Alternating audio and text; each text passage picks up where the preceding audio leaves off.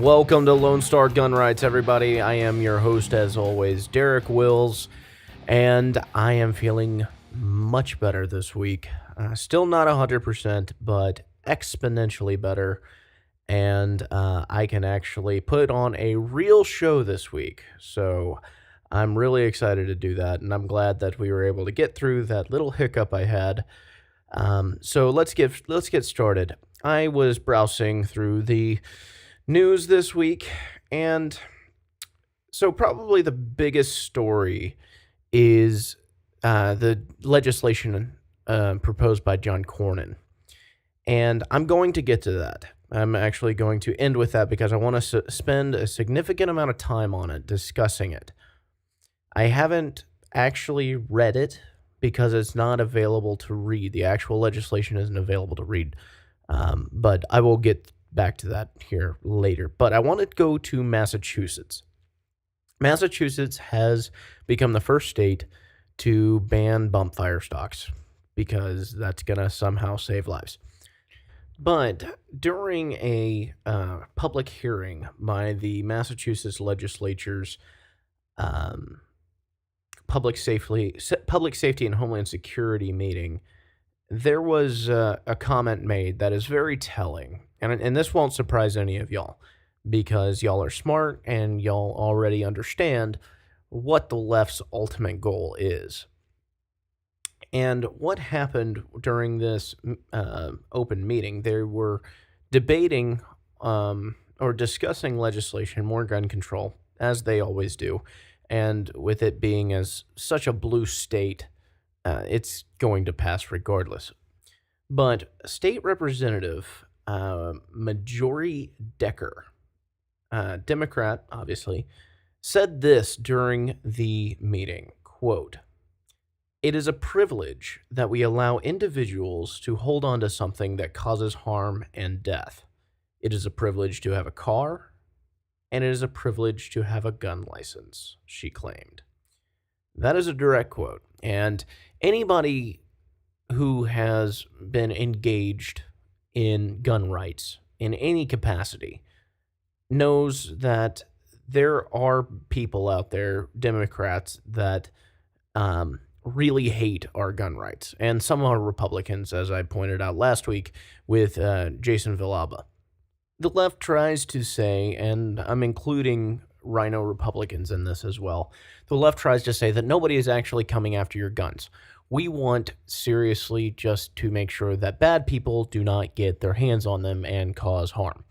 And they think that this will magically work. They think that criminals will follow this law, and at the very minimum, it will make things harder for them to get, and thus possibly saving lives. The problem is that the more gun control they enact, the more infringements they enact, the more our gun rights get stripped away. And think of it like this. If I have a cake, a whole cake, and that cake is representative of my gun rights, and it's my cake, it has my name on it, and somebody comes up to me and says, "Give me that cake," and I say, "No, it's my cake." Well, how about we compromise? How about you give me half of your cake? And for some reason, I go along and I say, "Okay, you can have half of my cake," and I give them half of my cake. I have half, they have half. Well, then they come along again and they're not satisfied, and they say, "Give me your cake," and I say, "No, this is my cake, even though it's only half. It's mine." And they say, "Well, let's compromise. I'll only take half." So I give them half. Now I'm left with a quarter, and that keeps going and going and going until I'm left with just a slice of my cake. And that's exactly what has been happening since 1934. We didn't have any gun control prior to 1934. We had our whole cake. And then the NFA came out and said, "Oh, well, you can have any gun you want, except for these. And if you want these, you have to pay a $200 tax and register it with the Department of the Treasury." And it turns out that $200 at that time was about $3,000, which who's going to pay that? Seriously. It essentially taxed people out of the market for those particular weapons. And then we were okay with that. And then a few years later, they said, you know what? We need to license anybody that sells guns. So they came out with a federal firearms license in 1938. And then they were like, this will keep us safe. And then 1968 comes along. And after Kennedy and MLK assassinations, as well as Charles Whitman and a couple other bad incidents, they said, you know what? We need to establish prohibited persons and prevent anybody that's addicted to that marijuana and, fill in the blank. Everything that the Gun Control Act of 1968, they did that. That's another slice of our cake that they took away. And what's funny is a lot of people will agree with that slice of cake being taken away, which it's kind of sad. I've said it on many occasions. I do not believe that we should indefinitely strip the rights to bear arms from anybody. But I digress on that. Then 1986 came around, where we banned full auto. 1988, where they passed the Undetectable Firearms Act, which dictated that every firearm made had to have at least, I believe, 3 ounces of metal contained in it outside of the cartridges that it's using, basically to prevent completely plastic guns. Then in 93, they passed the Gun-Free School Zones Act and the Brady Bill. 94, they passed the Assault Weapons Ban of 94. And now they're going after bump fire stocks, and it's just an ongoing process. So, yeah, Democrats will honestly say, I don't want to take your guns. I just want to take away a little bit of your cake. Not really focusing on how much they've already taken. And this quote that I just read to you is very indicative of that. They do not care that it's a right. They don't believe that it's a right to bear arms. They believe that it is a privilege. It is a privilege bestowed upon only a select few, the select few of law-abiding citizens. Now, maybe select few is probably not the best choice of words for that, but they believe that it is not a right. If you act up, it can be taken away. It can be regulated as to what type of arms you can bear. And it's a lot of people think that. And if you really want to get right down to it, my opposition to background checks is due to the fact that I believe it is a right and that a right cannot be stripped from you. The only time a right can be suspended is whenever you break the law and are currently incarcerated. That is why we have due process. It is the ability to temporarily deprive somebody of their rights in order to ensure that they are locked up as punishment for a crime that they committed. But once they are out, that their rights should be restored. If you're going to release somebody back into society, you are saying, I trust you to no longer commit crimes. But we're not going to let you possess a gun. You've already proven that you can't. Well, my question is, why are you going to release them? If you do not believe that they can live a rehabilitated life and that they are more than able to actually live a life without breaking the law, why are you releasing them? Many people will say, well, that's because of the sentencing and their sentence is up and there's nothing we can do about it. Fine. If that's the case, then change the laws that govern sentencing. Allow for whomever, be it the parole board, be it the original jury or a new jury, to determine when somebody is rehabilitated before you release them. That's something that can be dictated or talked about another time.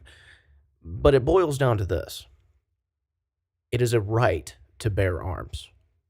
It is a right, not a privilege. Privileges get taken away. You have a privilege to drive a car.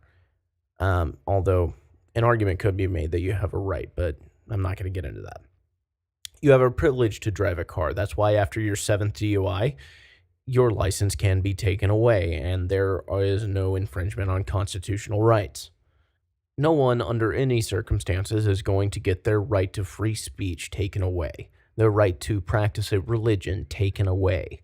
Why? Because they are rights. They are not privileges. You do not have the privilege to worship as you see fit in this country. If you break the law, you're not forced into a religion that you don't want. And to apply something like that into into the right to bear arms it's wrong. It is a bastardization of justice. And let me put it to you like this. Say a Christian, in the name of Christianity, goes and blows up an abortion clinic. Are we going to tell that person that they are prohibited from practicing Christianity?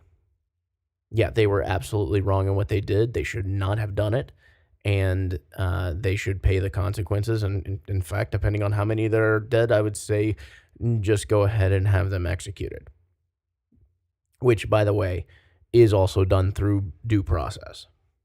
Very, very, very stringent due process, but due process. We're not going to deprive somebody of their right to worship and to believe. And, we have this constant debate going on right now about Muslims in this country. Nobody is suggesting, at least nobody that I've heard, is suggesting that we should prohibit the practice of Islam in this country because it violates their First Amendment right to worship as they see fit. And this goes for people on the right and on the left. And how many people are being killed in the name of Islam? And I'm not saying that they're right. They're absolutely wrong in doing it. And I'm not saying that Islam is by its very nature, a bad religion, although some people do believe that. I don't personally believe that, but that's a whole nother topic. Are we going to get to the point in this country where we start saying that anybody that commits an atrocious act in the name of Islam can no longer practice that religion? No, nor should we. So why do we apply that to firearms?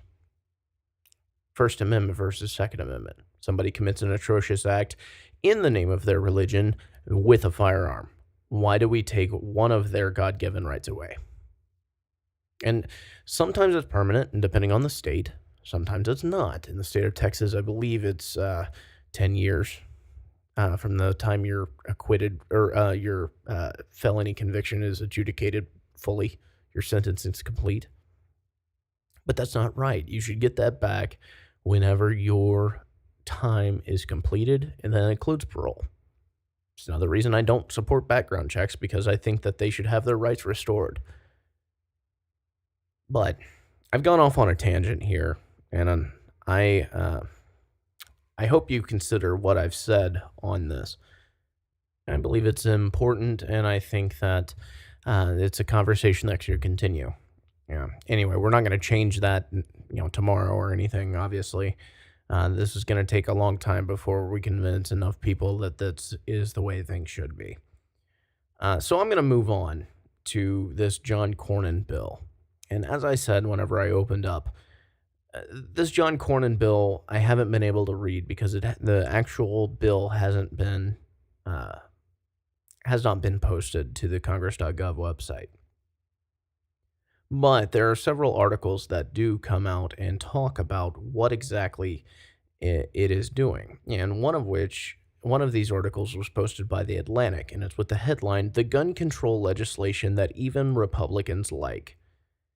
This is, make no mistake, what Cornyn is doing is gun control. Now, the bill is entitled "A Bill to Enforce the National Instant Criminal Background Check System," or something like that. It basically says that it wants to enforce current law. That's all I've been able to get from it is the title. But And this kind of goes into it a little bit. It says the legislation doesn't call for expanding restrictions on gun purchases. It is meant to stop people from buying guns when they were never supposed to be able to buy them in the first place. The National Instant Criminal Background Check System, or NICS, relies on state and federal officials to report mental health and criminal convictions records that legally bar individuals from purchasing firearms. But those records don't always make it to the system. Then it talks about the church shooting and says this. Any Republican who decides to back the legislation can argue that they just want existing laws to be enforced. And that's important because that's what they can say. That doesn't mean that's what they are actually doing. And here's the thing. Chris Cox at the NRA even supports it. Quote, we applaud Senator John Cornyn's efforts to ensure that the records of prohibited individuals are entered into NICS. The National Rifle Association has long supported the inclusion of all legitimate records into the National Instant Criminal Background Check System. And also the National Shooting Sports Foundation also praised John Cornyn for his leadership on the bill. But here's the thing. It is more gun control. The article even says that it is. It clarifies that it's not expanding any current law. It's just mandating that it be enforced. And I don't know exactly what that's going to entail. Whenever the bill is made public, I will go and read it and delve into it deeper. But if we do believe that these are rights, then rights cannot be taken from us. Rights are rights, not privileges. They are not granted on the basis that somebody does X, Y, and Z, or they are not stripped away from us on the basis that somebody does X, Y, and Z. I know a lot of people disagree with me on this, but I'm going to keep hammering it. I do not believe, under any circumstances, that it is justified to permanently strip somebody or even extend any temporary prohibitions set forth by a criminal conviction. They don't have the right during their incarceration because they're incarcerated. They don't have the right during probation because it is probation. It is an entire period to see how they function in society. When you're on probation, you do not have a Fourth Amendment right either. A cop shows up and wants to search you, you have to give him permission to do so. Well, you don't have to. He will do it regardless. And there's nothing wrong with that. It's a probationary period. And once probation is completed, they get their Fourth Amendment rights back.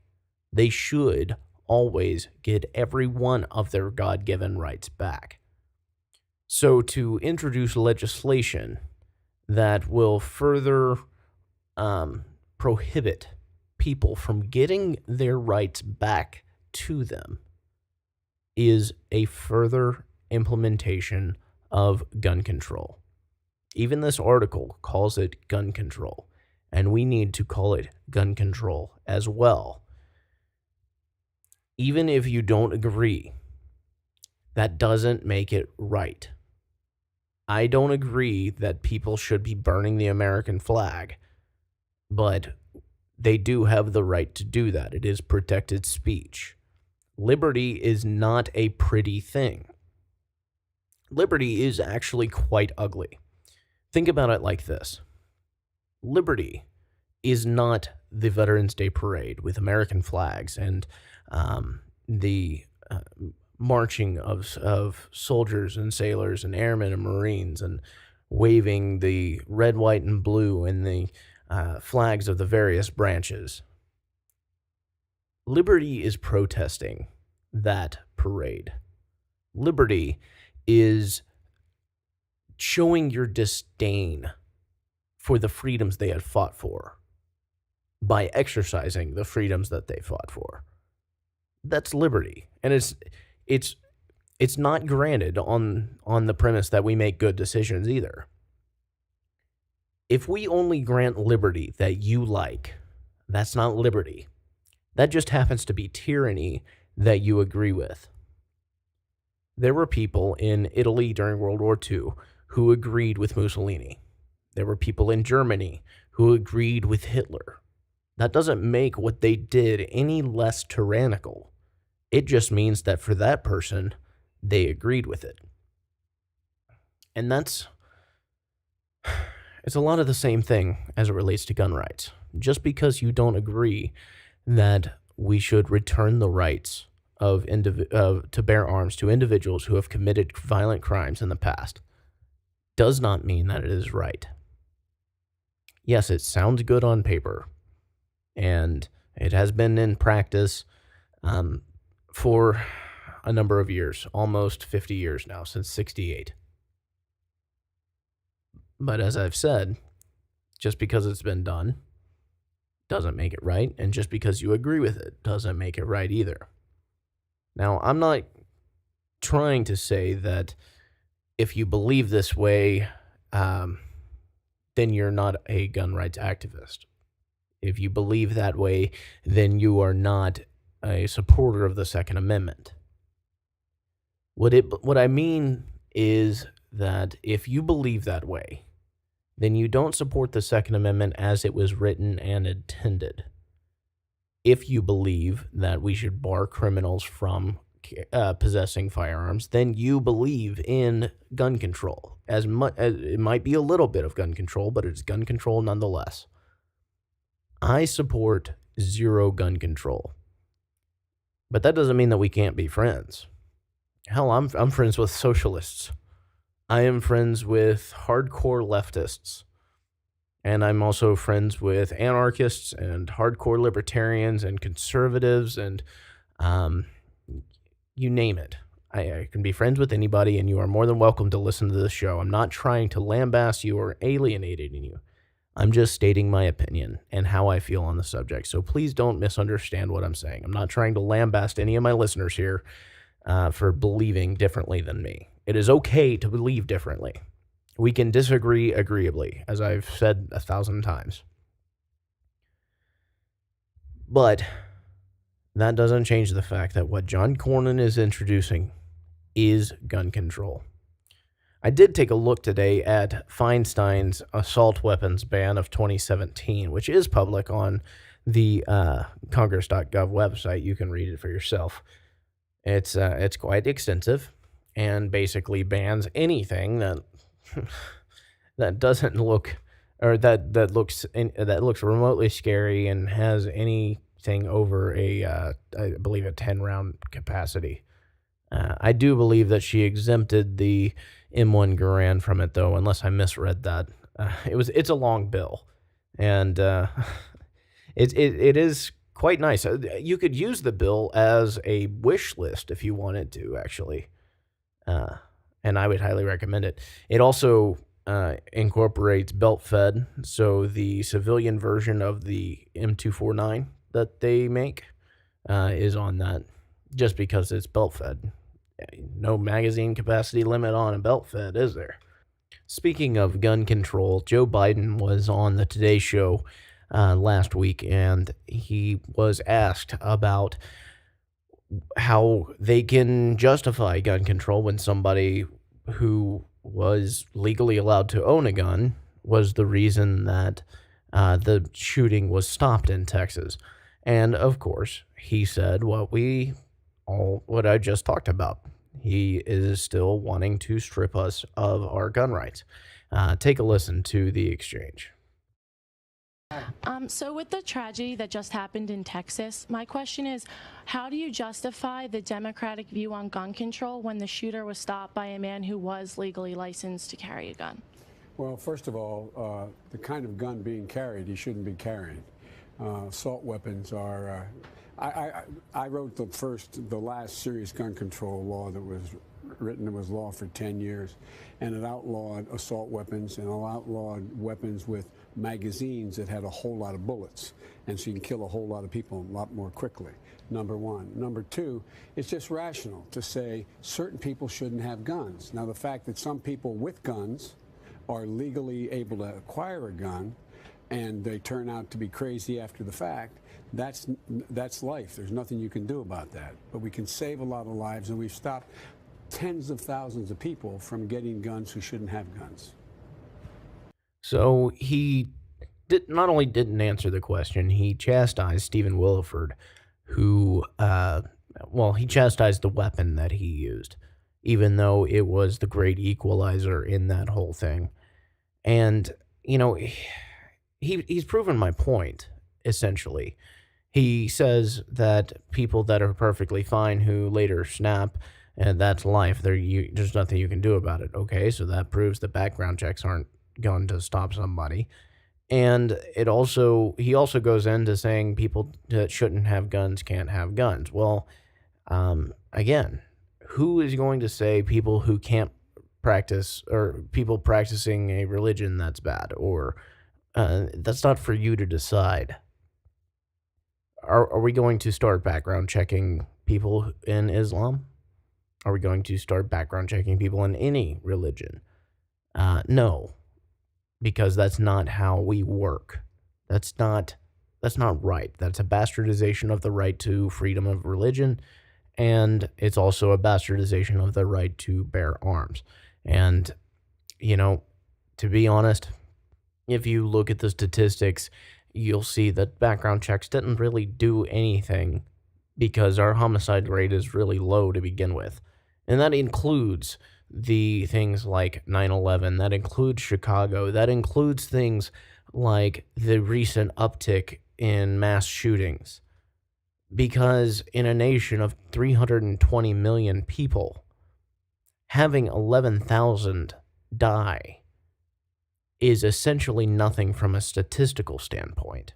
And I know that's awful for me to say, but whenever you do the percentage on that, it's so insignificantly small. And yeah, it's a tragedy, and I hope nobody ever has to deal with that. I hope I don't ever have to deal with that. I've already lost plenty of people in my life, some because of firearms. Well, not because of firearms, but some whose lives were taken by firearms. But as I did a whole show called Emotional Public Policy is Illogical, because you cannot allow emotion to dictate what is and is not good public policy, because it's all rooted in a lack of logic, because you cannot be logical and emotional at the same time. But anyway, I digress. I want to talk about one other thing before I sign off, and that is the live streamed discussion that we had on Facebook last week. I thought it was a good discussion. We started with a graphic poll that we posted talking about whether it should be legal to carry a handgun in a bar in the state of Texas. And this was actually a provision that I would like to see in the constitutional carry bill next session. And we're going to keep doing this. It's going to be things that we would like to see in the bill, specific things that we would like to see in the bill. And we are going to first post a poll about it on Facebook, and then follow up on Tuesday with a live stream to have a discussion on it. There were people who engaged on the live stream that did not agree that we should be allowing handguns in bars. And they brought up what they felt were legitimate concerns, which I clearly disagreed with. But I think that we had a good discussion on it, an honest discussion, and that we were able to, if not change their mind, at least get them to see our perspective on it. So we're going to continue to do that. On Mondays, we are going to post a graphic poll on Facebook, and then Tuesday I'm going to do a live stream to discussion about it. And I hope that you will tune in. I don't know exactly what time I'm going to do it, but we will see. Anyway, that's going to do it for me this week. Please subscribe to the podcast if you haven't already. Check out our YouTube channel and Patreon page at Lone Star Gun Rights. Consider subscribing and contributing there as well. And until next Sunday, Lone Star Gunners, arm yourself with knowledge and share the ammo.